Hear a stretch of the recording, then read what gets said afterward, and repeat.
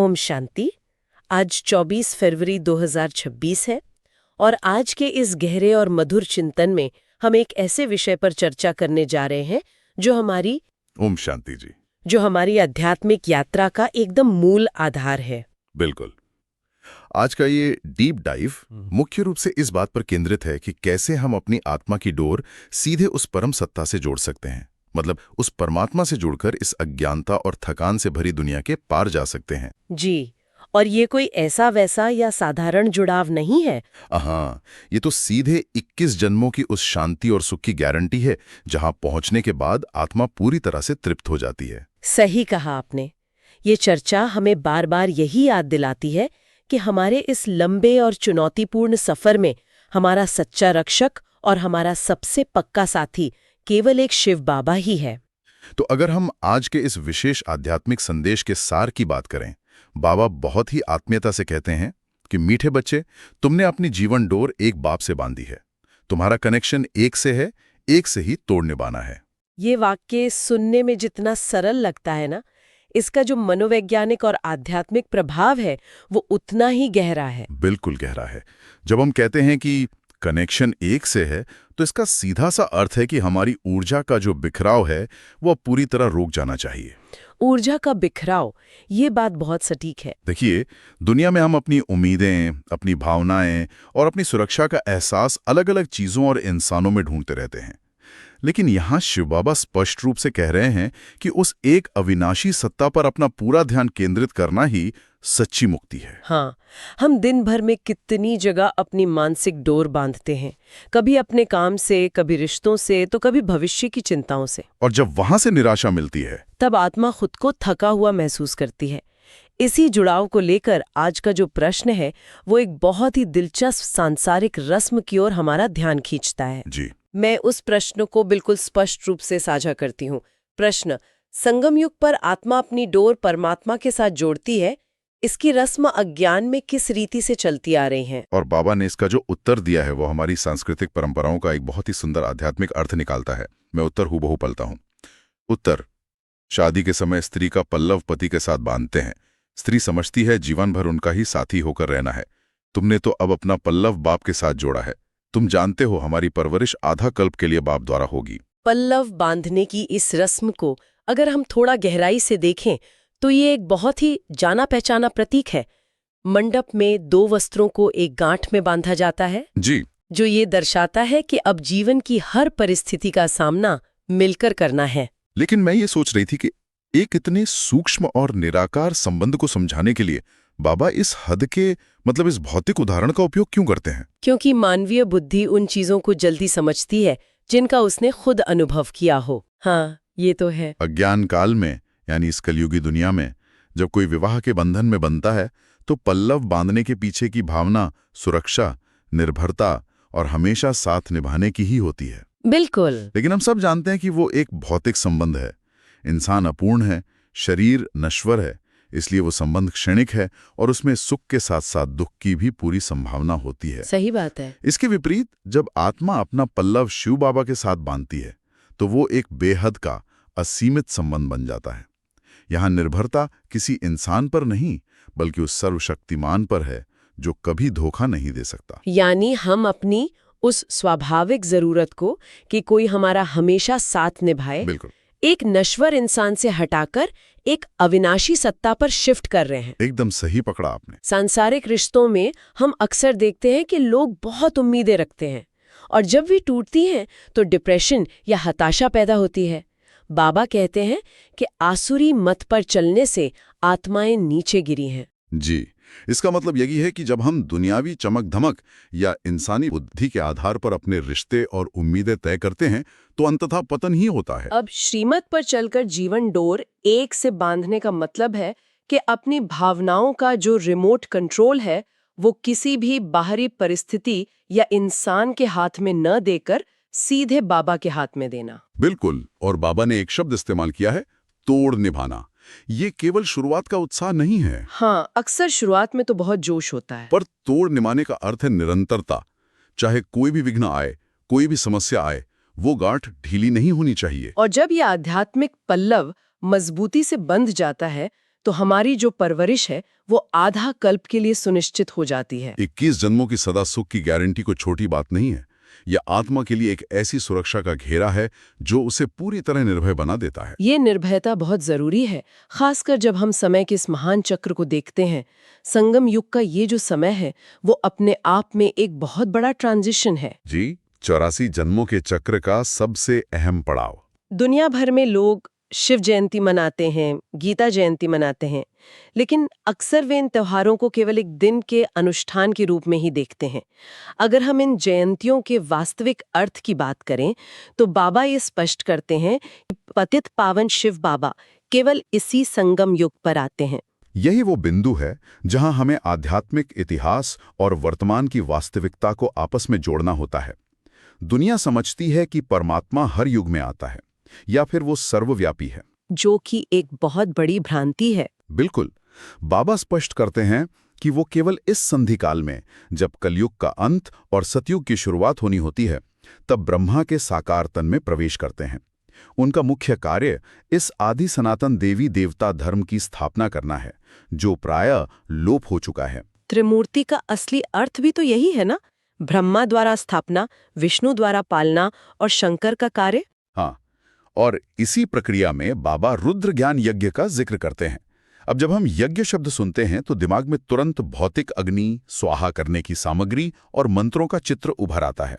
हाँ, लौकिक दुनिया में तो यज्ञ का मतलब यही माना जाता है। लेकिन ये रुद्र ज्ञान यज्ञ स्वयं निराकार शिव बाबा ने रचा है, न कि कृष्ण ने। एक तरफ हम स्थापना की बात कर रहे हैं और दूसरी तरफ इसी यज्ञ से विनाश की ज्वाला भी प्रज्वलित होती है, जिसे महाभारत की लड़ाई कहा जाता है। आमतौर पर विनाश शब्द सुनते ही मन में एक तरह का डर या नकारात्मकता आ सकती है। कोई दुनिया के विनाश पर खुश कैसे हो सकता है? इसे हम एक सकारात्मक दृष्टिकोण से कैसे देखें? ये एक बहुत ही तार्किक सवाल है।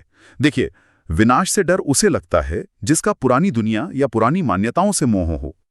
अगर हम इसे एक व्यावहारिक उदाहरण से समझें, मान लीजिए कि एक इमारत है जो पूरी तरह से जर्जर हो चुकी है, उसकी नींव सड़ चुकी है और वो किसी भी वक्त गिर सकती है। जी। अब अगर कोई बिल्डर उस इमारत को गिराकर वहां एक सुंदर, सुरक्षित और आधुनिक महल बनाने की बात कहे, तो क्या हम उस पुरानी इमारत के टूटने पर रोएंगे? बिल्कुल नहीं। हम तो खुश होंगे कि आखिरकार इस खंडहर से छुटकारा मिल रहा है। एकदम सही। बाबा हमें यही समझाते हैं कि ये पुरानी दुनिया विकारों, दुखों और भ्रष्टाचार से इतनी भर चुकी है कि इसका पुनर्निर्माण संभव ही नहीं है। इसका विनाश ही एकमात्र उपाय है, ताकि नई पावन दुनिया यानी सतयुग आ सके। तो ये रुद्र ज्ञान यज्ञ कोई साधारण यज्ञ नहीं है जहां हम लकड़ी या घी की आहुति देते हैं। जी नहीं, इस ज्ञान यज्ञ में हमें अपने पुराने संस्कारों, अपनी ईर्ष्या, अपने अहंकार और देह अभिमान की आहुति देनी होती है। जब हर आत्मा अपनी इन बुराइयों को ज्ञान की अग्नि में स्वाहा करती है, तो उसी से वो ज्वाला पैदा होती है जो इस पुरानी दुनिया की गंदगी को भस्म कर देती है। ये बहुत ही शक्तिशाली विचार है कि हमारी आंतरिक बुराइयों की आहुति ही बाहरी दुनिया के परिवर्तन का कारण बनती है। बिल्कुल। लेकिन ये आहुति देना या अपनी डोर बाबा से निरंतर बांधे रखना इतना आसान नहीं है। इसमें सबसे बड़ी बाधा आती है माया। हाँ, माया का काम ही भटकाना। आज बाबा ने एक बहुत ही रोचक और हास्यपूर्ण बात कही है कि माया हमें फूल यानी मूर्ख बना देती है, जैसे दुनिया में अप्रैल फूल बनाते हैं। मुझे ये उदाहरण बहुत ही सटीक लगा। ये बहुत ही सूक्ष्म बात है। अप्रैल फूल में क्या होता है? कोई आपको एक ऐसी बात बताता है जो सच लगती है, आप उस पर विश्वास कर लेते हैं और फिर अचानक पता चलता है कि वो तो केवल एक मजाक था, एक भ्रम था। माया बिल्कुल यही करती है। वो हमें दिखाती है कि अगर हम फला भौतिक वस्तु प्राप्त कर लेंगे या किसी इंसान से हमें सराहना मिल जाएगी तो हम बहुत खुश हो जाएंगे, और हम उस मृग तृष्णा के पीछे भागने लगते हैं। हाँ, और जब वो मिल भी जाती है तो अंदर से खालीपन ही महसूस होता है। माया हमें इस तरह मूर्ख बनाती है कि हम शाश्वत सुख को छोड़कर क्षणिक सुखों में उलझ जाते हैं। बाबा हमें लक्ष्मी नारायण जैसा बनाने आए हैं, लेकिन माया वो डोर बांधने नहीं देती और खींचातान होती रहती है। अगर इसे दैनिक जीवन के परिप्रेक्ष्य में देखें तो यह हर रोज का संघर्ष है। हम सुबह योग में बैठते हैं, ये संकल्प लेते हैं कि आज सारा दिन स्थिति अचल रहेगी, हम लक्ष्मी नारायण जैसी दैवी स्थिति का अभ्यास करेंगे। और फिर क्या होता है? जैसे ही ध्यान केंद्रित करने लगते हैं, दिमाग में आता है कि फला व्यक्ति ने मुझे कल क्या कहा था, या कोई पुराना काम याद आ जाता है, ये जो बुद्धि की खींचातान है, यही माया का वार है। बिल्कुल सही कहा। बाबा हमें सर्वगुण संपन्न बनाना चाहते हैं और माया हमारी बुद्धि की डोर को बाबा से काटकर दुनिया की व्यर्थ बातों में बांधने की कोशिश करती है। इस खींचातान से बचने का उपाय क्या है? बाबा ने इसका भी बहुत स्पष्ट समाधान दिया है। दुनिया में लोग सोचते हैं कि अगर वे किसी पवित्र नदी में जाकर स्नान कर लेंगे तो उनके जन्म जन्मांतर के पाप धुल जाएंगे, जैसे गंगा स्नान की मान्यता है। हाँ, लेकिन बाबा कहते हैं कि पानी शरीर की मैल को साफ कर सकता है, आत्मा के पापों को नहीं। आत्मा पर जो 63 जन्मों के विकर्मों का बोझ है, उसे केवल एक ही तरीके से भस्म किया जा सकता है, और वो है योग अग्नि। योग अग्नि, ये शब्द अपने आप में बहुत तीव्रता लिए हुए हैं। बाबा स्वयं को एक अविनाशी सर्जन कहते हैं, जो ज्ञान और योग का इंजेक्शन लगाते हैं। जी। अब देखिए, एक इंजेक्शन और एक सामान्य दवाई में फर्क होता है। दवाई धीरे धीरे असर करती है, लेकिन इंजेक्शन सीधे रक्त प्रवाह में जाता है और तुरंत असर करता है। बहुत अच्छा उदाहरण दिया आपने। जब हम शिव बाबा की याद में गहराई से स्थित होते हैं, तो वो याद एक आध्यात्मिक इंजेक्शन की तरह काम करती है, जो हमारे अंदर जड़ जमा चुके मोह, काम और क्रोध के इन्फेक्शन को खत्म करने लगती है। और ये अविनाशी सर्जन हमारे 63 जन्मों के दुखों का हरता है और आने वाले 21 जन्मों के सुखों का करता है। जब हम ये समझ लेते हैं कि ये एक ही सर्जन है जो आत्मा की इस गहरी बीमारी का इलाज कर सकता है, तो हम किसी और तरफ नहीं देखते। सही बात है। और यही बात आज की धारणा के मुख्य बिंदुओं में बहुत स्पष्टता से उभर कर आती है। हाँ, अगर हम धारणा के पहले बिंदु को देखें तो वो इसी भटकाव को रोकने पर जोर देता है। हमें अपनी बुद्धि की रूहानी डोर सिर्फ और सिर्फ एक बाप यानी शिव बाबा के साथ बांधनी है और एक की ही श्रीमत पर चलना है। बुद्धि का ये भटकाव ही हमारी सबसे बड़ी ऊर्जा सोख लेता है। जब हम 100 अलग अलग जड़ा अपनी बुद्धि लगाते हैं तो हमारी स्थिति कभी भी शक्तिशाली नहीं बन सकती। बिल्कुल नहीं बन सकती। एक बाप की श्रीमत पर चलने का अर्थ है कि हमारे हर संकल्प और कर्म का आधार यह हो कि बाबा क्या चाहता है, न कि दुनिया क्या सोचती है। इट इज झाड़ यानी कल्प वृक्ष के उस आदि सनातन देवी देवता धर्म का कलम लगा रहे हैं। इसलिए हमें स्वयं को बहुत बहुत स्वीट, एकदम मधुर बनाना है। एक नए पौधे की कलम लगाने के लिए बहुत ध्यान और सही वातावरण की आवश्यकता होती है। यहाँ हम किसी साधारण वृक्ष की नहीं, बल्कि सतयुगी दुनिया की कलम लगा रहे हैं। हाँ। अगर हमारी अपनी स्थिति में कड़वाहट है, अगर हमारे बोल या व्यवहार में क्रोध या चिड़चिड़ाहट है, तो हम उस स्वीट दुनिया की स्थापना में सहयोगी कैसे बन सकते हैं? बन ही नहीं सकते। इसलिए निरंतर याद की यात्रा में तत्पर रहकर अपने पुराने विकर्मों का विनाश करना और अपने स्वभाव को एकदम मधुर बनाना, यही इस समय की सबसे बड़ी धारणा है। बिल्कुल। जब हम इस पूरी चर्चा के व्यावहारिक सार की ओर बढ़ते हैं, तो वो यही है कि हमें रोजमर्रा के जीवन में हर परिस्थिति में अपनी स्थिति को एक फरिश्ते के समान रखना है। अपने हर कर्म में मधुरता लानी है। हमारा सच्चा खजाना भौतिक वस्तुएं नहीं, बल्कि केवल शिव बाबा की याद है। जी। और इसी शांति और शक्ति को स्थायी बनाने के लिए आज का जो वरदान है, वो एक बहुत ही वैज्ञानिक और आध्यात्मिक प्रक्रिया की बात करता है। मैं आज का वरदान हूबहू पढ़ती हूँ। वरदान: मनन शक्ति द्वारा हर पॉइंट के अनुभवी बनने वाले सदा शक्तिशाली, माया प्रूफ, विघ्न प्रूफ भव। जैसे शरीर की शक्ति के लिए पाचन शक्ति व हजम करने की शक्ति आवश्यक है, ऐसे आत्मा को शक्तिशाली बनाने के लिए मनन शक्ति चाहिए। मनन शक्ति द्वारा अनुभव स्वरूप हो जाना, यही सबसे बड़े से बड़ी शक्ति है। ऐसे अनुभवी कभी धोखा नहीं खा सकते, सुनी सुनाई बातों में विचलित नहीं हो सकते। अनुभवी सदा संपन्न रहते हैं, वह सदा शक्तिशाली, माया प्रूफ, विघ्न प्रूफ बन जाते हैं। ये वरदान मनन शक्ति यानी मेंटल डाइजेशन की बात करता है। हम बहुत सारा ज्ञान सुन लेते हैं, पढ़ लेते हैं, लेकिन अगर हम उस पर चिंतन नहीं करते, उसे अपने जीवन की परिस्थितियों से जोड़कर नहीं देखते, तो वह ज्ञान केवल एक सूचना बनकर रह जाता है। जैसे अच्छा भोजन खाने से कोई फायदा नहीं अगर हमारी पाचन शक्ति कमजोर हो। बिल्कुल। वैसे ही ज्ञान सुनने का तब तक लाभ नहीं जब तक हम मनन करके उसके अनुभव में ना उतर जाएं। जब ज्ञान अनुभव बन जाता है तो कोई भी परिस्थिति या व्यक्ति हमें धोखा नहीं दे सकता। हम पूरी तरह से माया प्रूफ बन जाते हैं। और जब आत्मा माया प्रूफ और विघ्न प्रूफ बन जाती है, तो उसके जीवन में एक स्वाभाविक खुशी आ जाती है। इसी स्थिति को आज का स्लोगन बहुत ही सरलता से व्यक्त करता है। मैं स्लोगन भी बिल्कुल वैसे ही साझा करती हूँ। स्लोगन: खुशी का खजाना सदा साथ रहे तो बाकी सब खजाने स्वतः आ जाएंगे। ये बहुत ही सुंदर है। दुनिया सोचती है कि जब बाकी सब खजाने आ जाएंगे, पैसा आ जाएगा, रुतबा आ जाएगा, तब हम खुश होंगे। लेकिन यहाँ समीकरण बिल्कुल उल्टा है। एकदम उल्टा है। अगर हमारी आंतरिक खुशी शिव बाबा की याद से जुड़ी है और वो खुशी का खजाना हमारे पास है, तो जीवन की जो भी आवश्यकताएं हैं, जो भी श्रेष्ठता है, वो अपने आप हमारी ओर आकर्षित होगी। इसी बात को और भी व्यवहारिक रूप देने के लिए आज का अव्यक्त इशारा बहुत महत्वपूर्ण है। अव्यक्त इशारा हमें ये याद दिलाता है कि हमें एकता और विश्वास की विशेषता द्वारा सफलता संपन्न बनना है।